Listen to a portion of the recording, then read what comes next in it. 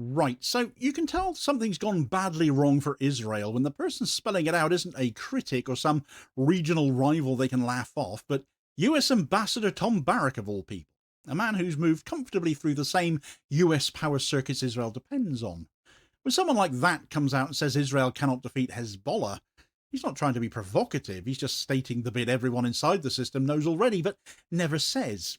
And that's exactly why it stings so much too. Israel's built years of policy on the claim that force can settle this, and here's one of their own effectively admitting it can't. So of course they're rattled, because they've threatened to start up war on Lebanon again, haven't they? Not that they ever really stopped during this year-long farce of a ceasefire, but also because once an insider speaks the truth plainly, you can't stuff that line in the back of the proverbial sock drawer, can you? And pretend it isn't true. Right, so Israel's cheeks are burning as they got told you aren't big enough to win in Lebanon. At least that's roughly what's happened with Tom Barrack's comment that Israel cannot defeat Hezbollah in effect.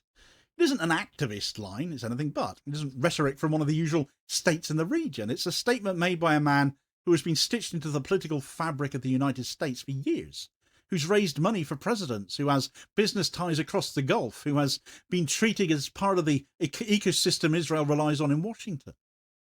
When someone like that says Israel cannot win, he's giving his assessment, one that mirrors what analysts and regional observers have been saying quietly for years, even if officials refuse to say it out loud.